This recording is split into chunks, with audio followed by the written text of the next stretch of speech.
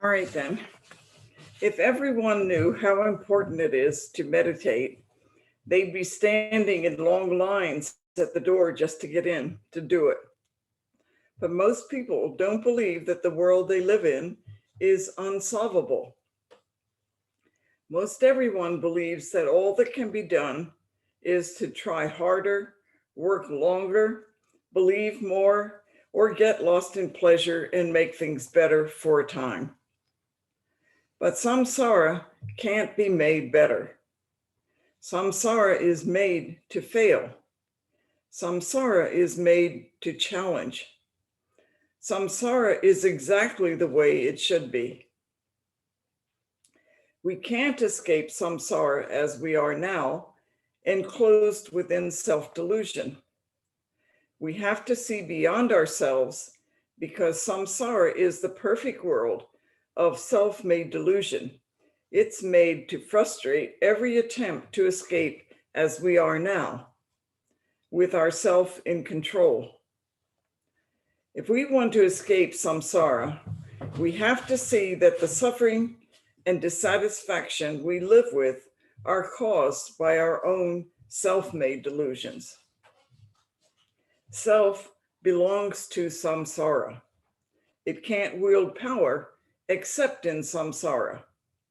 And nirvana, a word with too much baggage and mystery to it now, is the same world as samsara, but it's a reality of direct experience, a reality without the delusions of self. It's a reality without clinging to anything, and a world where thought is not in control. That's why the first teachings of Shakyamuni Buddha were the Four Noble Truths. The first truth is that we suffer. We have many ways to explain away our suffering or to escape through self-made plans. But our inability to escape suffering, no matter how hard we work at our job or make money, no matter whether we find the perfect person or not, a perfect house or not, a perfect way of life, ultimately, success escapes us because samsara will always be ahead of us as a perfect life of never being enough, because it was created by an ego or self. And so Shakyamuni Buddha's second noble truth is that self is the cause of suffering. As long as we want to inhabit this world created by delusions of self, we suffer. Our perfect job is our perfect job and not our perfect job. Our perfect life is our perfect life and not our perfect life. Our spouses, children, pets, friends are and are not our perfect relationships. We're full of enthusiasm with getting what we want, but we ignore how often we come up with empty hands, with a feeling that something isn't what we expected or that something is lacking.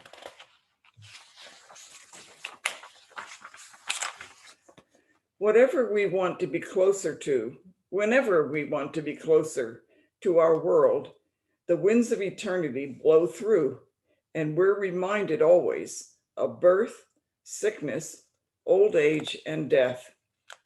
So the third noble truth that Shakyamuni Buddha taught is that we can free ourselves from suffering. We can free ourselves from self.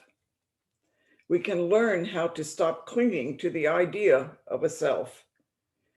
We live in a constructed reality created by ideas of a self, limited to a small version of ourselves because we ignore our greater potential.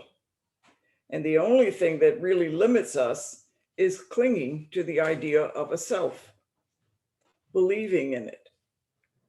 So to free ourselves from clinging, Shakyamuni Buddha taught the fourth noble truth, which is to follow the Eightfold Noble Path, which is to develop right view, right intention, right speech, right action, right livelihood, right effort, right mindfulness, and right concentration. In other words, you could say the Eightfold Path of Liberation is liberation of body, speech, and mind.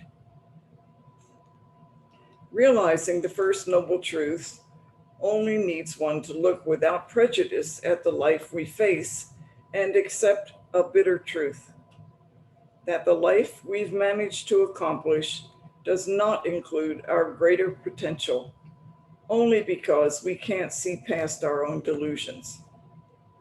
To come to terms with the idea that a troublesome person will never change to our liking because our thoughts have developed them and we see them as we see them, which is from our own thinking, our own delusions about them. And that is a bitter truth.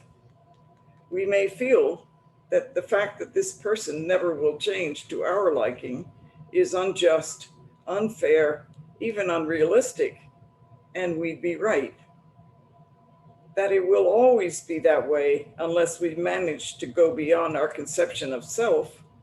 For us and others, until then, nothing will change to our liking, is what we come to understand of this world we live in. We then enter into the truth of the Eightfold Noble Path, which is right view, right intention, right speech, right action, and so on. If we can begin to practice with this, something may change. Without our inept attempts to make things go our own way, which always lead to dissatisfaction. When we feel closer to the problem itself, to the person himself or herself, one with the problem, we'll be well on our way to seeing it from a much bigger perspective. To understand the problems we face and realize that we're the ones that have to change is a bitter truth, even when it's clear that the other's behavior is not even justifiable. We must alter our own life in a way that breaks through the stranglehold of self-perception and see the Buddha in everyone, even those whose behavior is truly reprehensible or inexcusable. We have to be the ones who master body, speech, and mind for the good of everyone, even for those we think are not worth it. If we can work on the Eightfold Path without let up, when the winds of eternity do blow through, we will welcome them as they blow through us without resistance. While we exist in samsara, we can change our lives into a bittersweet existence. We can live the challenges, accept the changes, and protect ourselves and others from the more negative ways of living in samsara. When we open up our greater potential, the compassionate mind and body will begin to act freely, unobstructed by our limited outlook. Yes, I think if people knew how important it was to meditate and follow a practice, they'd be banging on the doors to join us in Zazen. But as long as we hold out for a sweet place in samsara that we can find here, we'll look for places to our liking in the beautiful woods, the beautiful gardens, the beautiful outdoors with open spaces, anything that looks like freedom to us. But we'll never realize that the biggest lockdown we are in now is living in samsara, with our greatest potential lying asleep. But hopefully, we'll wake up before the ephemeral world is victorious, or we'll have to try once again. Thank you. If you have any questions, or hopefully I didn't depress everybody.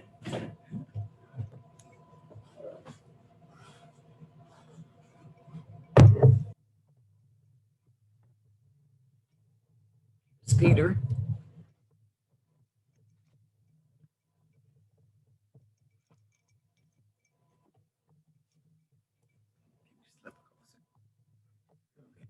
you go. That's it. Sit like one for my stuff. Okay.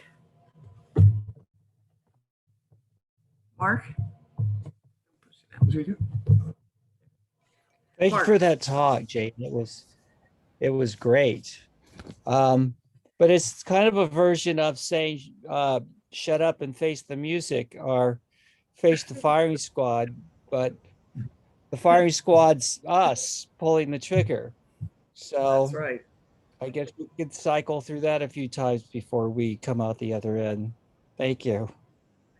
That's, I hope it didn't sound quite like that, but but the point I'm trying to make is that we keep trying to make samsara a better place, a place where we can live better, we can have what we want, we can feel connected to reality, and it can never be that way because it's not a genuine place in the sense that we create our delusions about it and then try to live them. So the problem is that we're always trying to be where we aren't, and what we're looking for is to live in a place where we directly experience everything and everything directly experiences as one thing. And so we can't find the perfect place in samsara because it's made to frustrate us, made to challenge us. It's made because we made it with our thinking, our thoughts, and our ideas. And the fact that we believe in ourselves so thoroughly that we're willing to live and die with it. And so people looking for a beautiful place, a great place, a place of freedom in samsara is like looking for a better place in the prison yard. Where we are in a worse lockdown in samsara than we'll ever be in the world as we think it. And so the only way to break out of it is to let ourself go, to calm our thinking mind, and to really wait for the direct experience of meeting reality without our thinking between us. Jane sounds more like me today than, and so I'm going to have to sound like Jane right now. And that is, when you do that, you understand you've completely misunderstood samsara. And samsara is samsara, but it's not samsara also, because the world finally is a wonderful place. It's just that our vision of it is the problem. That's the idea. Nirvana is our vision drops off and we see the world just as it is without rose-colored glasses or dark-colored glasses. And it already is in its own way rosy. It's a beautiful world, and yet at the same time, as long as it's samsara, it is not a beautiful world. As long as we cling to self, it's a prison. So what I was saying was just looking for a great place to live and find success in samsara is like trying to find a place in the prison that's nice. It's like impossible. You can't really escape the confines of a place that limits you and limits your greater potential from showing itself, from coming out to the surface. So when you stop trying to make success in samsara and instead try to look at what Shakyamuni Buddha was teaching in that first four noble truths, it's the most important thing of all, is that first you have to realize samsara is suffering, and it's meant to be that way because our mind made it that way. Our ego made it that way. But then, anyway, Chris. So I don't have my question fully fleshed out right now, but I wanted to try asking it anyways. And it basically sort of jumps off from the, aphorism I've heard that pain is not optional, but suffering is. And it seems like that sort of relates to the dichotomy between samsara and nirvana, in that nirvana doesn't mean you don't have pain, but it's sort of the result as is non-suffering, and perhaps those are sort of just two sides of the same coin, when you can drop off your ideas about things. And my question is, how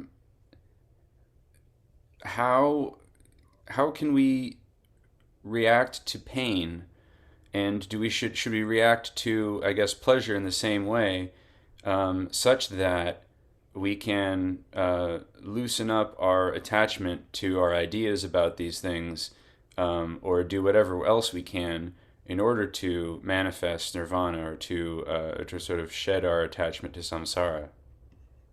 Well, the words samsara and nirvana are really just words, and they're only expressing when we look at the world through our self-centered ideas, and when we just look at the world as it is without any preconceptions, but we just experience it as we meet it. And it doesn't mean you don't have trouble in it. It just means, as he says, you don't have suffering with it. You're okay with challenges. You're okay with meeting one thing after another that makes you grow. But if you dwell on things and cling to things, this is self-centered again. So samsara, living in a world where we have direct experience, you don't have time to cling to anything because you move from one thing to another without let up. So you have a kind of flowing in your life, which you don't have when you're trying to control things as an idea. Does that make sense? You can all challenge me on this. I'm still working on this myself, but if you have anything to add to it, I'd be grateful and like to hear it. Mark.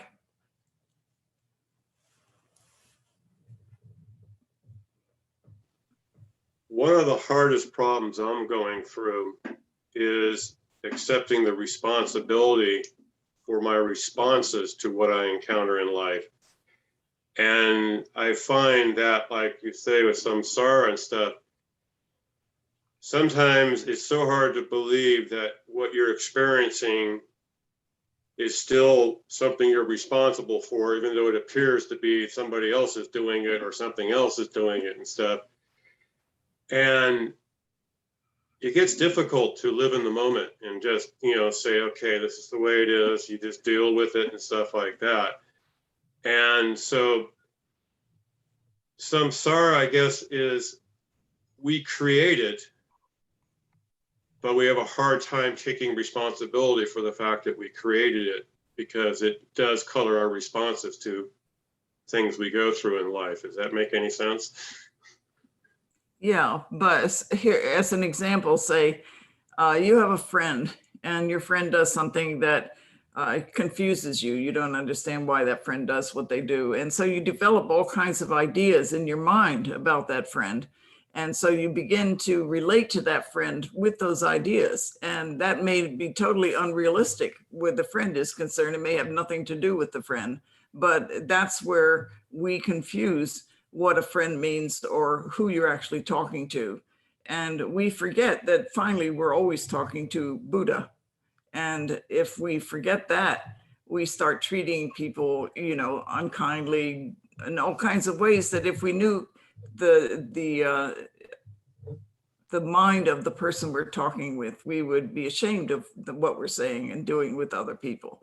And so by remembering that in the world we're living, where we're surrounded with our ideas all the time, then we miss all these opportunities to learn from much greater being in our own self.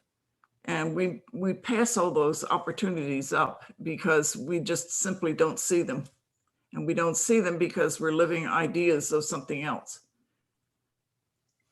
Is it incorrect to get caught up when you're going through something that's happening to you? I'm not going to go too far into it, but medically, and that you sit there and go, I don't know how this happened, but I'm going through this. And it's real hard to sit there and go, it's just samsara, it's just, my mind interpreting something incorrectly. And yet it's constantly there reminding you that, hey, you've got problems, and they're causing you pain and stuff. And when Chris brought this up, I don't like to talk about myself personally during these Zoom talks and stuff, but it's, you know, the type of thing where I've got a lot of doctors sharpening their knives right now for me, and they're all want to work on me for different reasons and stuff. And it gets frightful, and it's hard to sit there and go, this is what happens, this is life, you deal with it moment by moment. Is that kind of samsara? How do you battle that to where you don't let these things scare you? Samsara doesn't mean a world with troubles only. It means the world you've created with your thinking about how to behave in a world with thinking with yourself as the center point, as self. It doesn't mean that nirvana, or forgetting the words, it doesn't mean that looking at the world with a self-centered point of view makes you fear a lot more and see yourself as stuck on the wall, like a fly stuck on the wall, you know, with a knife or something. But that's not the way it is, actually. It's a difficult world, and there are tremendous problems in it and suffering. And I'm thinking of Stacy now, who was only in her 60s, early 60s, and is just gone like that, you know, and I'm thinking that it's not that the world is a terrible place. It's that we make it an unusable place by our thinking. We make it not beautiful, which it is, and we don't have to look for beautiful places because we're always in a beautiful place, but we don't see it because we're self-centered. And we think about ourselves and what we'd like to get and how we succeed and things like that. And actually, all we should do is just live it and learn from it. And remember that the world is surrounded with Buddhas, and we are part of this.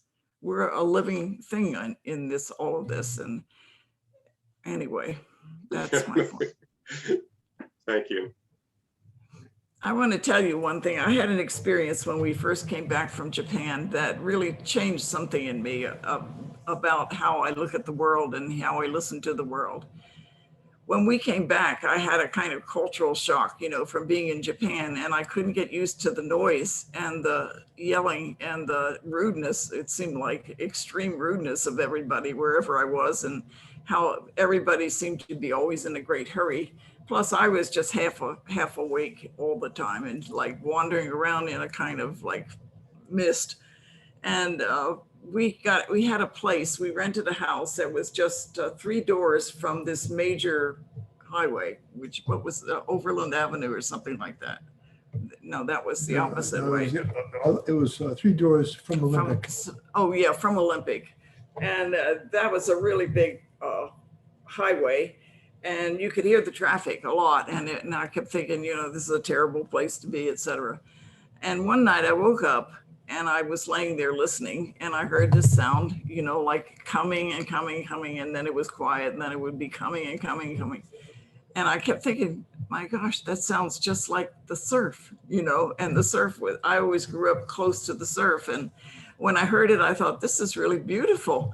And I just laid there listening to this surf coming in and going out, and the surf coming in. And then I realized with a start, it was the traffic going when the lights changed, and then the traffic stopping when the light changed red.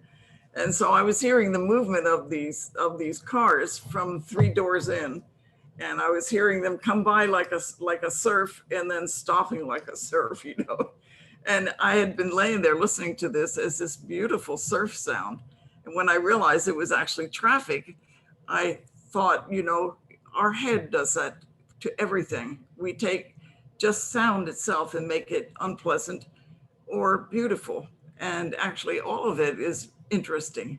And if we could just see sound as just sound and not really tear it around with ideas, sound of every kind. We don't have to go in the country to hear beautiful sound, because the beautiful sound is right where we are, right where the traffic is. And that was a great shock to me to realize that. So what I'm trying to say is, I'm not trying to tell you that the world is a terrible place. It's actually a beautiful place. But for our benefit as a growing spiritual being, it's a place of hard work. And if we forget that and try to make it into a successful place, we will miss the real point of why we're alive, I think. So There. there. So there. Oh, who was up first, Rachel or Chris? Rachel, do you want to go this time? Sure, it was Chris, but I'll go. Chris is very generous. Is it the silence, the potential of silence in meditation, the means, the potential of silence that changes thinking, which I think of as an enforcer, always ready to change pain into suffering? But is it actually the silence, that potential, that's the means by which thinking can become more of a flow, more of a tool? It's just part of the flow of life, as opposed to working hard to work on the thinking, to think different, better, etc. But it's rather not the silence. Am I somewhat? Yes, I think that's the main point. I think the only reason that I heard the traffic as something beautiful was because I was waking up from sleep and I was very quiet and my mind was quiet and I was hearing that sound in a kind of silence. And it was reminding me of my childhood, hearing the surf coming in and going out, in silence. And yes, I think that's the whole difference between how we live our life in samsara or nirvana, direct experience or not direct experience, and direct is our thinking mind stops. It's not in control. Doesn't mean you don't think now and then. It just means that it's not the controlling factor in your head. Thank you. Chris? So I've kind of found myself doing something similar to what your experience was with the traffic, where basically I will sort of take something that I'm experiencing, some sensation or experience, whatever, and that my impulse is to feel negatively about it. Then I'll compare it to something I feel positively about, and I'll try and sort of do that as a way to sort of bring myself around. And I guess my question is, isn't there a kind of danger in that, because it's just using the mind again, using ideas to try and manipulate myself? Yes, that's just thinking. That's your head really working hard. Where did you go? Oh, there you are. Yeah, your head is working overtime, actually. So there's no need to do all of that thinking. It's just like when you hear sound, you don't have to explain it in any way whatsoever. It's there, and you don't have to see it as something special. It's just there. It's just the world as it is at that moment. So I guess my question is, instead of, just to use your example, instead of hearing the sound of traffic and thinking, oh, that's like the sound of surf, and I like the sound of surf, so maybe I can like the sound of traffic.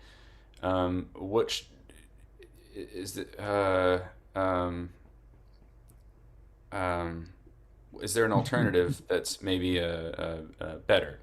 No offense. I think from my point of view, I would say it's more organic to not label it at all. And if it comes across as traffic and unpleasant another time, so what? Let it. And if it comes across peaceful and quiet and a sound in silence, let it. But don't try to capture either one. Don't try to manage it into a better situation than what it is, which is complete as it is. If it's a horrible experience because it's noisy and loud, it's okay. Just everything changes. It will move. And then your mind will just let it go. And then comes across another time and you think, wow, that's interesting. And again, don't hang on to it, just let it go. So it's more organic in growing in you that way, rather than trying to manage it as being something or other. So then it seems like then I got the wrong impression of your story or your anecdote, and that really you were just noticing how, there was this moment where you were hearing the exact same thing, the traffic, but you didn't immediately go to your standard response of, oh, traffic is annoying. Sort of, so that's you got to have that experience because you had been practicing letting go of your mentalizations of certain sensations. And I was just exhausted at that point from traveling, and coming back and all. And so my mind was more quiet. So when I heard the sound, I misunderstood what it was. I thought it was a surf, and I kept thinking, this can't be true. It's beautiful. And then I just let it go at that. But I think if I had tried to hang on to it and change it and see all sound as that, I don't think that would have been very helpful. So we should just try and make ourselves exhausted in order to. Well, I read that when a good practicing Zen student walks around like a corpse, they're trying to stop all outflows. Spencer? Yeah. So when I sit, when I start to sit, I think about the second noble truth, and suffering is caused by desire, and that was too broad. So now when I sit, I think to myself that suffering is caused by the mind's desire for things to be different than they are, which seems to suit me. And then your talk, which really affected me. I was thinking back when I used to sit in a zendo in Los Angeles, and during some sessions, when it rained, the rain usually was just rain, but there were times that the rain was so luscious and visceral, and there was no separation, and it was more than I could take. And that's easy because the rain's sort of organic. But then the traffic would bug me, and more often than not. But there were times that the traffic became like the rain to me. And it was very pleasing when I was aligned with traffic, the noise. And, it just, to your talk, behind every inverted view.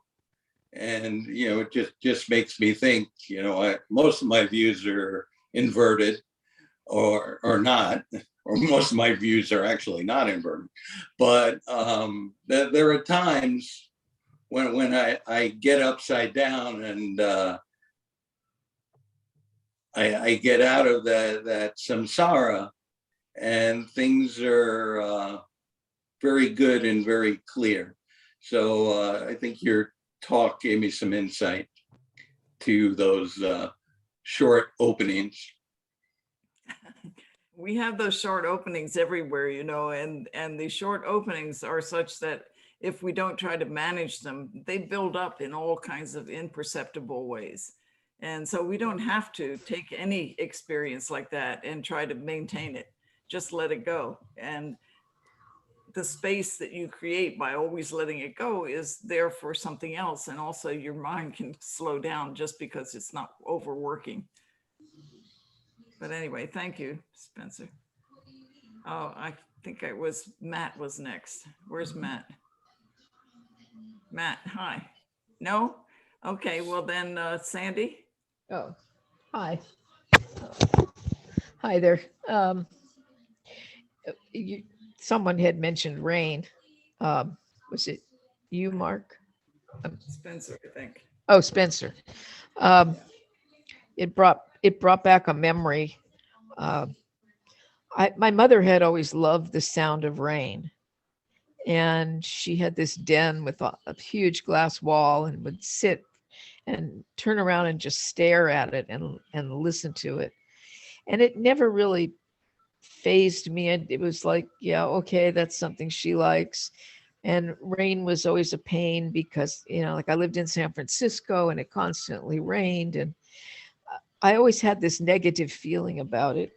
And then, I don't know, 10 years ago or so, I moved into a mobile home, and it had a overhang, a patio, and the patio was made of metal. You know, it was and it was about 10 feet wide, 8 feet wide, and this huge patio. And I thought, well, I didn't think much about it. I wouldn't be sitting outdoors that much, with the bugs and all that. But then it rained one day, and I stepped out on the patio, and I just was overwhelmed by it. Was like music. Listening to it hit the roof because it was metal, and it really made a nice sound, and it was loud, and it was like music.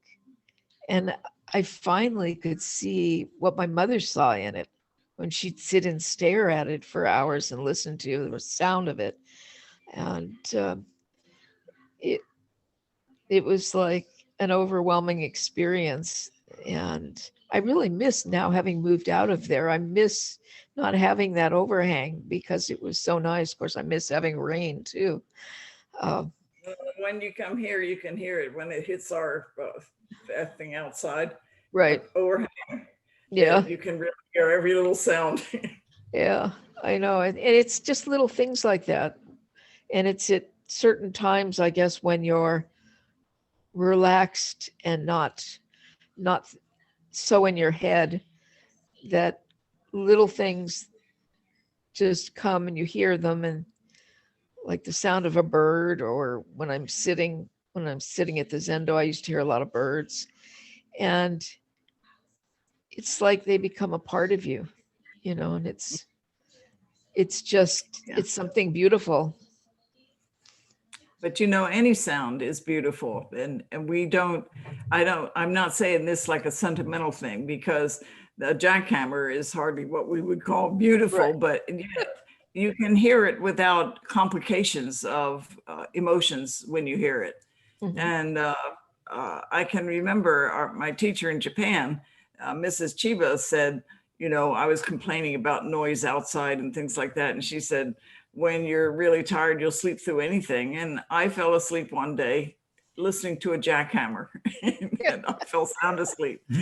So I think it's just our limitations in our thinking that block us in every way. And if we could just get rid of that sound in the head that is trying to control and manage and move things and hold things in, if we could just let that go, the only way we could do it is just whenever experiences happen of any kind, good or bad, not to hang on to them, because we confound the thinking mind that wants to control when we do that. Right. Oh, thank you. You're welcome. Mike. Real quickly, I agree with you, Sandy. Having a metal awning over your patio and listen to the rain, it's a wonderful sound, but I haven't heard it for almost a year out here. But Jane, kind of opposite what you were talking about. When I first moved out here, I couldn't sleep for a week because it was too quiet. I was always lived on busy streets and stuff. And I remember when I went to my grandparents' ranch in San Diego, they were in the middle of nowhere. They had olive groves out there. And I used to complain to my grandfather. I said, it's too quiet. I can't sleep. He's like, okay, I'll bang on a pan for you so you can sleep better. It's true. When I first moved here, in the middle of the night, I woke up, and I guess it was around 3 a.m, and I heard this screaming sound like some animal in agony. I wasn't sure what it was, and it was only about 5 minutes later I realized it was a train coming through, and it was the whistle. I live next to a train track. I know what you're talking about. And I've gotten used to the train coming through at 3 o'clock in the morning and blasting its horns. But for me, I thought it was some kind of animal. And then I realized with a shock, it's a train. It's kind of funny. In a sense, silence can be noisy because you're not used to silence. So it wakes you up. And it's not because of noise. It's because it's so silent. You're not used to that. So in a way, silence is noisy. Noisy is silent. When you sit meditation and you calm your thinking mind down, if you would look at the sounds you're hearing and realize that you're hearing them from a quiet point of view rather than a noisy point of view, and you're looking at it with a kind of empty mind, you know, for that short time, and you're hearing sound as a whole different thing. And I think maybe if we paid more attention to things like that, we would wake up quicker to our potentials. Am I boring you, Chris? It sounds No, to I'm me just like tired because I got too much sleep last night.